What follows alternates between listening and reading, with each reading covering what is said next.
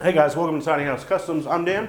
So I wish I could tell you I did like a whole bunch of research on fire bricks, but I didn't.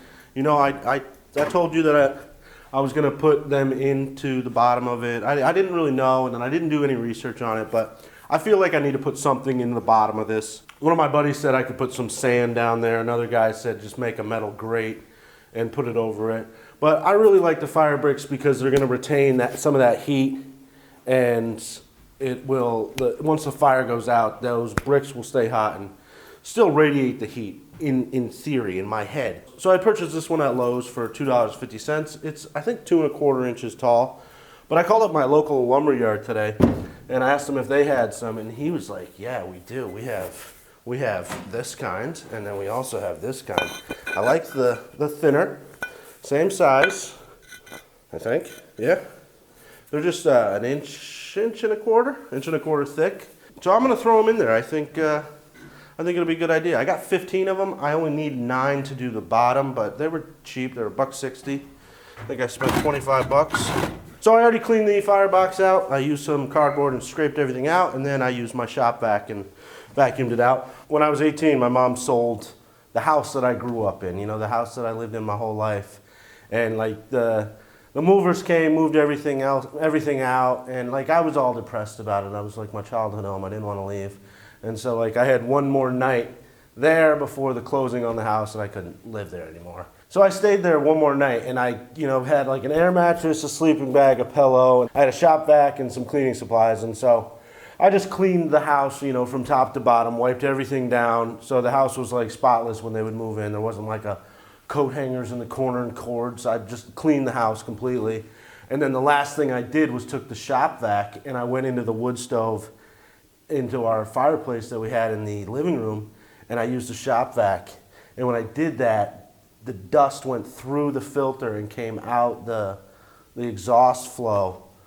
I didn't think anything of it. I went to bed and then I left, and then like a couple months later, I was talking to one of my neighbors, and supposedly that dust landed on everything and it coated the whole fucking house in this fine white silty like dust.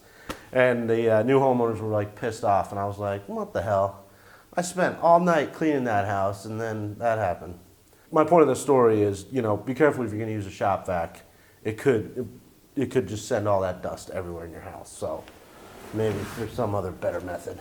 What kind of pattern we can do here? I really don't want to cut any. What's the word I'm thinking? Divisible? Divisible by one nice under God. Like that should be, 2 wide should be 1, or I don't know how to say that, but that should be the same size. What? Oh, 13.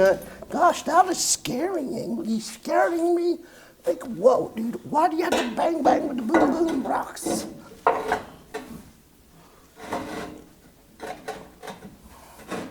I mean, this might be a horrible idea. I mean, I know for sure eventually these bricks are going to fall over, and then I'm going to be angry. I mean, that looks good. I don't know if you can see it. I'll bring you down in a second. How do you cut a brick in half?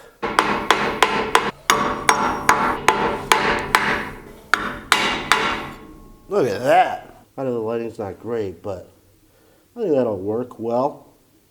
I mean, those bricks are going to end up falling into the fire, and I'm going to be angry. So I was telling my buddy that I got a wood stove, and when you talk about a wood stove to somebody who uses a wood stove to heat their house, they've got tons of information, and he gave me a couple pointers on like having a good start on your wood stove fire. And I'm all about logic. Does it logically make sense? And everything he was saying was like, yeah, that makes complete sense. So what he said to do is to take 2 logs and place them on the outside like so, and then take a bunch of newspaper, he said newspaper, I got cardboard, so a bunch of paper in between those 2 logs, and then take your kindling, and in this case I have a bunch of pallet wood. I'd like to split that, but I mean, if you've ever had a pallet wood fire, you know it's gonna go. But he said cross it over onto each of those those logs. Obviously you want airflow, so some on an angle, and well, he said do a couple layers, but I don't want to get too crazy. And generally when I start a fire, like I can start a fire with a stick and all that stuff, but generally if I'm starting a fire, I just want a freaking fire, so I just get my blowtorch, go leave it on there for a minute, and I can burn anything. But he said to set it up just like that. What that's going to do is going to burn this paper, the fire is going to go up, get all this wood burnt, and it also is going to suck air in through these two logs and bring it to the back of the chimney and up. It's going to suck air in, and it's going to light all that kindling on fire. Kindling, you know, obviously you probably don't want to use something like that, but I'm all right. It's not like gasoline. It's very slow burning. The cardboard's like, nah, I'm good. So once that gets going, I'm gonna end up with like a good bed of coals right in between those two logs.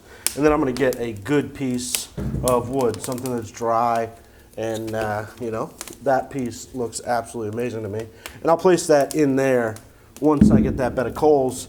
And then once that piece goes, that's it. I can throw pretty much anything into this fire and it's gonna burn. So I'm gonna shut this and let the flue take over, hopefully. Something I noticed is that when I open this door, I gotta open it slow. Right now is not a good time. Oh, I gotta open the flue. You dumb fuck. Now it's gonna go. Yeah. One thing I noticed is that when I open this door, if I open it real fast, it's gonna create a back suction on the chimney. So when I open it, and what that's gonna do is let a lot of smoke into the room. So when I do, I gotta just open it a little slow so it doesn't suck that air out. I did the other day when I had the fire going, I left the door handle like that, so it kept the door open, and it was fine. So I'm gonna wrap up this video. I've had this for about a month, and I can't remember what I filmed up to this point right now, but the fire bricks are working well in the wood stove. It doesn't smoke. When it gets really hot, it does burn some of the paint, but you can smell it, and I just cut back on the damper or close the door or something just to cool it down so it's not getting as much oxygen, and it's working pretty well. I did research after I painted the whole thing, and I think maybe if I would have just oiled it, kind of like a cast iron skillet, if I just oiled it and then kind of, what's that called when you oil that? Season it? Is it called seasoning? Seasoned? Yeah, you season the cast iron skillet. But I guess I could have just, you know, put the oil on it and seasoned it. Oh, it's okay, Peanut. I wasn't going to hit you.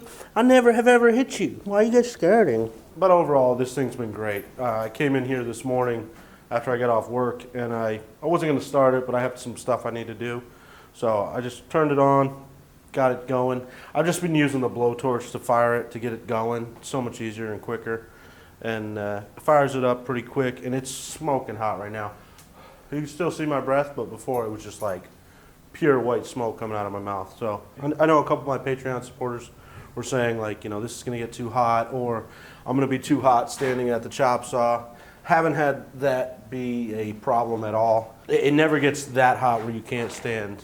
I mean, that's warm right there. It's actually pretty comfortable in this freezing cold, shipping it there. It's a steel box, it's cold. But I think that'll be the end of this video. Thanks for watching. I think we're done with wood stove talk, done with firewood talk, done with all that stuff.